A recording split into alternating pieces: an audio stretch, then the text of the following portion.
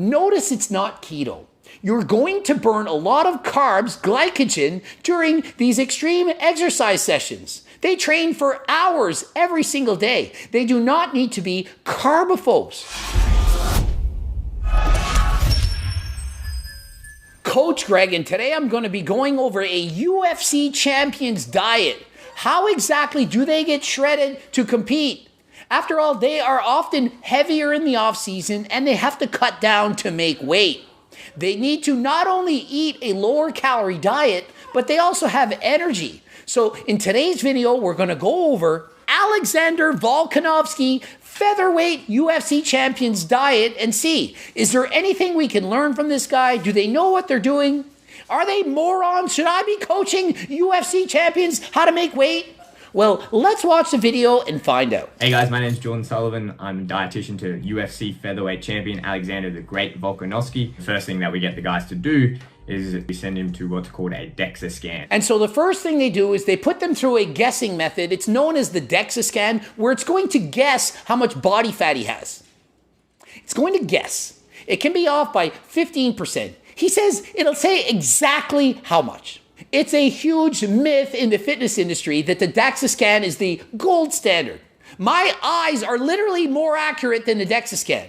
The DEXA scan is a guess. I've done videos on this in the past, showed just how inaccurate they are. It's not an MRI. A DEXA scan is simply a guess to try and help determine how much body fat you have. You could literally do a DEXA scan, diet, lose 5 pounds of fat, go on the DEXA scan, it could say you got fatter. The next part of that is we have to put him in a calorie deficit to lose that fat. And so we have to find out what his resting metabolic rate is. And so what we do, we're very lucky again, we have access to some really cool equipment. And so his dietitian is smart enough to know that you have to be in a calorie deficit to burn off this fat.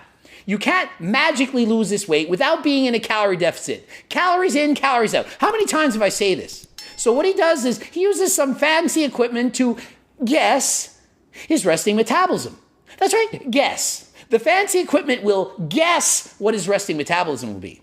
I've done videos on this in the past. It's a guess. It could be off by 400 or 500 calories. Either way, it doesn't know. So what they're going to do is they're going to guess his body fat and guess how many calories he's going to burn at rest. And then on top of that, what we need to account for is his crazy training schedule during fight camp.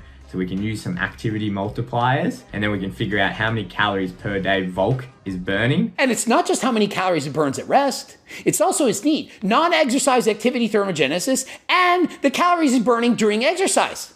And he's doing a lot of exercise. And so they're going to do some fancy math formulas, do some multiplications, and you guessed it, guess how many calories he's going to burn. You can't know how many calories somebody's going to burn. Oh, he's this weight and multiply by this, carry the 2, and I think he's going to burn this many calories a day. It is a guess. So when you're trying to estimate the calorie expenditures of someone and use all these fancy formulas, you figure out you need 2,200 calories to lose weight, and then they follow that diet, they might lose weight, they might gain weight, you don't know. It's a guess, a starting point. But you have to know enough to adjust that from week to week, because if he loses fat too quickly, it's not good. If he doesn't lose any fat at all, he needs to lower the calories now, doesn't he? But then I go back to his body composition. I go, okay, we need to lose X amount of fat per this many weeks. I know I need to put him in a 5, 10, 15, 20% calorie deficit. That means he has to lose 22.5 pounds to compete in his weight class.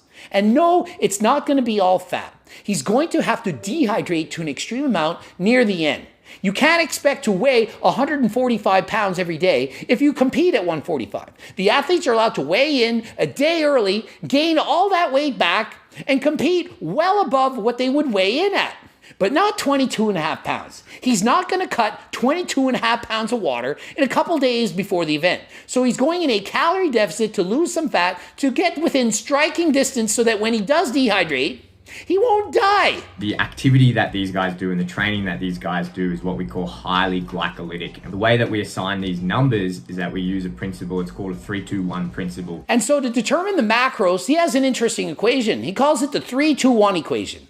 1 gram of fat per kilogram of body weight. So he weighs about 76 grams, and so he's going to start his diet at 76 grams of fat Protein, it's 2 grams per kilogram of body weight. That works out to about 0.9 grams per pound. So pretty much bang on as to what you'd expect for protein, about 1 gram per pound of body weight. And then the rest of the calories, they come from the carbs. Doesn't necessarily mean 3 grams per pound or per kilo. If he's on a higher calorie diet, that 3 could be 4 grams per kilogram. It could be 5. It's hard to say. But that is how it's set up. And he says, as we have to cut calories, we're going to cut most of them from fat because we don't need a lot of fat on his diet. We're using mostly carbs. These athletes are using a lot of carbs. I do think that he could cut some of the fat and some of the carbs, a combination of both, rather than just the fat and not the carbs. But what I do like is, notice it's not keto. You're going to burn a lot of carbs, glycogen, during these extreme exercise sessions. They train for hours every single day. They do not need to be carbophobes. He's going to burn a number of calories, so it's not like he needs to eat from my cookbook. He doesn't need low-calorie, delicious recipes to help him keep full, because he's burning off so many calories while exercising. He's training 3-4 hours a day. Essentially, Volk will be eating anywhere between 6 to 7 meals. And you gotta like this. We do this scientifically, measure this, do that, formula plug that, and what is his calories per day? 2,500 to 3,500. That is an extreme range. I don't know if he means it's 2,500s on a day off and 3,500 on days where he's training, but 2,500 to 3,500 a day, that is an extreme amount. I don't know how he could accurately track if he's eating the right amount of calories if it ranges from 2,500 to 3,500 on any given day. And how many meals per day? 6 or 7. Does he need that? Personally, I don't think so. Perhaps 5 meals a day is enough, but if he wants to eat smaller meals spread out throughout the day, there is nothing wrong with that. But consider this, he may be in the gym twice a day for long periods of time, so he needs to eat more often because he doesn't want to eat a large meal and feel sluggish. So for him, eating 6 to 7 meals a day makes sense, probably not for you. He starts his day with a homemade smoothie that we use with a bit of a protein shake. So we'll add some fruit in there, and he'll also have a side of, say, pancakes or pikelets or another carbohydrate source. And so meal 1, protein shake, protein pancakes, and some fruit for about 500 calories. Notice he doesn't skip any meals to do fasted cardio. He gets up and eats meal 1 to give him energy so that when he goes to the gym, he has energy. Does that not make sense? He's not going to fast even though he has to cut all this weight to make his weight class. I'll get him to have another snack, another carbohydrate snack, whether that looks like oat bar or some pikelets or a little muffin. And on the way to training, another 320 calorie snack, a little bit of protein, but mostly some carbs to fuel that workout. So in a way, it's kind of like one meal. He's eating one meal, then driving off to work out and eating meal 2 pretty much right away. Nothing wrong with that. You can split up a massive 800 calorie breakfast into 500 calories and 300 calories an hour or 2 later. Nothing wrong with that. So Alex will obviously then go into training. He'll train for about 2 hours, 3 hours, depending on what the session is. And he's going to train for 2 to 3 hours. Clearly, he needs that snack right before going to the gym. 2 to 3 hours. Imagine if you had to train 2 to 3 hours every morning. Would you not want to eat a second meal before heading to the gym? After that, we'll have meal number 3. So he weighs himself after his training, figures out how much fluid he lost. We put the fluid back in. We put the electrolytes in. And meal 3 immediately after training. I mean, after all, he's just exercised for 2 or 3 hours. He weighs himself, sees how much weight have I lost. He might be sweating extra that day. Does not want to get dehydrated. So depending on how much weight he's lost, he's going to add that amount of volume as liquid to his diet. It's now the big meal of the day, he says. What is the big meal? About 500 calories. So really not a big meal considering he had 500 for breakfast and 320 as a snack before training. And what we'll do is we'll have a very high carbohydrate meal to replace the glycogen that we lost out. Not always chicken and rice. And meal 3, lots of carbohydrates. Doesn't have to be chicken and rice. He says it's a lot of vegetables, but also could be salmon or other forms of meat like steak. And carbs doesn't have to be from rice. Could be potatoes, quinoa, and so on. Rice, quinoa, couscous, pasta, bread, wraps. Doesn't really matter. We don't discriminate as long as he's getting the carbohydrates in. It doesn't matter. It doesn't matter. What form of carbs you get. Could be from wraps, pasta. The point is, they don't discriminate against carbs. They're not carbophobes. They're going to get plenty of carbs to replenish the glycogen that was burnt during that 2 or 3 hour workout. Now, if he wasn't training for 2 or 3 hours and it was only an hour, there would be no rush to get in a meal. There's no anabolic window right after you train. But he just trained for 3 hours. He may have burnt 1,500 calories, we don't know. So it's a smart idea for him to eat right after training because he actually did a lot of training. So if you're doing an hour in the gym lifting weights, not a big deal. You don't really have to eat right after unless you never ate before. But if you're training 2-3 hours doing cardio, racing, bicycles, and so on, you should try to eat soon after you're done your workout. He'll have his second session around 3-4 p.m. in the afternoon. But again, we do like to get another snack in. So meal number 4 is another high carbohydrate, high protein snack. And guess what?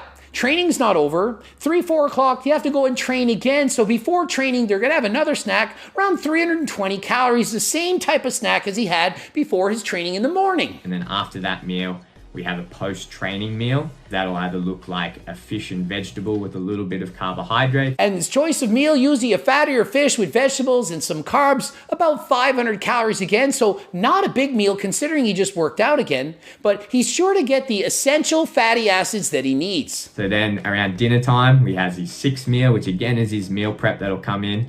This meal will all depend on what he's doing the next day. And meal 6 for dinner, another 500 calorie meal. And what is in it depends on his next day's training. If he's going to do more intense training, he's going to have more carbs. If not, fewer carbs. And what does he choose for meat? Leaner sources of protein. He doesn't believe in a bland diet. It's not boring chicken, broccoli, and rice. Various sauces, spices are added to make it taste better so that he doesn't have cravings.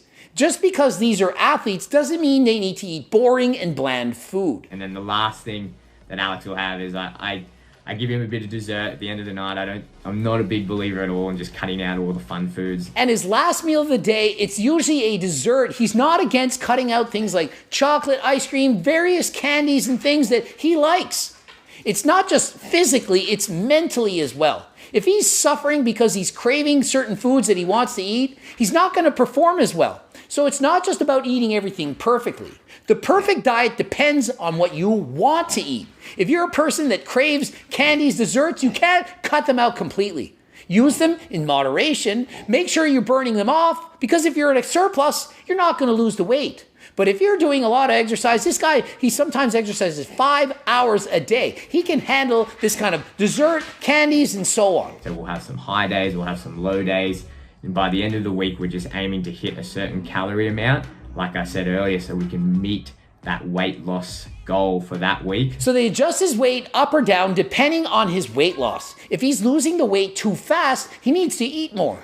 If you're in too great of a calorie deficit, you are going to lose some muscle mass in the process. That's the last thing he wants. He doesn't want to lose muscle, lose energy, feel weak. He needs to train harder than last time. There are a select few performance supplements that I absolutely love and I think bring a lot of value. The very first one that we do is a very high quality protein powder. And so what supplements does he have him take? Well, protein powder. Considering how hard it is to get all that protein, having to eat chicken breast and so on all the time, sometimes it's just more convenient to have a scoop of protein powder. As you can see, I have protein powder. Click the link in the description if you want to buy mine. Harder than last time, some pre-workouts and so on. What else does he say? The second supplement that I love using now is beta-alanine. What it does is that it helps remove the hydrogen atom that contributes to building up lactic acid in our muscle. Beta-alanine. Love that he says this. The itchy butthole. It's literally in my pre-workout. Beta-alanine has been shown to be effective in a number of studies. Trust me, it does in fact work. I use it myself. You might get itchy from it, might not make you feel the best, but if you can handle it, it is one of the best supplements you can take. Not just to try and help you build muscle, but to increase your ability to train harder than last time. You're sprinting on a bike, you're trying to do a 1-minute race, maybe you can take a second off your time. Might not sound like much, but a 1% improvement, that can be huge to a hard training athlete. The other thing that we make use of is probably the most widely used supplement in the world, and that's caffeine. And next up, caffeine, also in my pre-workout. They says he needs to be mentally focused, to be able to concentrate, to have energy. The guy is training twice a day for an extended period of time. Caffeine has been shown to increase your endurance, to increase your ability to train harder than the last time. highly recommend caffeine, but don't abuse it. Don't take it late at night. If it affects your sleep, please be careful. His client, UFC champion, he takes it in the morning and earlier in the afternoon, but not in the evenings. And at what dose? 3 to 5 milligrams per kilogram of body weight. For this guy, not the biggest guy, about 75 kilograms, he's going to take somewhere between 225 to 400 milligrams of caffeine a day. Intra-workout carbohydrates. I don't know how many times I need to say this, but if you want to get your best performance and have a peak performance in combat sports, you need to have a consistent supply of carbohydrates. And I 100% agree with him. For this guy, an intra-workout carb source is paramount. The guy's training 3 hours a day, then he's training later in the afternoon. He's going to burn off a lot of glycogen. So during that training session, he's going to have to consume more carbohydrates so he doesn't run out of energy. So many people are carbophobes. They'll go for a 3-4 hour bike ride thinking you can't eat carbs because I just want to burn fat. It doesn't work like that. Think of carbs as the fuel to help you burn the fat. You need energy to be able to work harder than last time. The harder you work out in training, the more calories you're going to burn. And the net result is, at the end of the day, calories in, calories out. So if you're in a deficit, you will lose weight. Doesn't matter. It doesn't matter whether you had intra-workout carbs or not. What matters is, were you in a deficit or not at the end of the day? But for you, if you're just working out for an hour lifting weights, you don't need intra-workout carbs. You don't need it. You only need it if you're burning off a lot of calories. You're doing extended workouts, 2 hours in the gym. Or if you're on a really deprived diet and you didn't eat anything before working out, well, you probably do need an intra-workout. But if you're doing things right, you're eating close to maintenance, not trying to starve yourself, you should have plenty of energy during a short workout. Last thing that we do, and probably a supplement that's really underappreciated, is electrolytes. And I think we can all appreciate when we do a training session how much we sweat and how much water we lose. And the last supplement he's using are electrolytes. Imagine how much this guy's sweating. If you're sweating 4, 5, 6 hours a day, you are going to sweat out so much salt, you need to replenish that.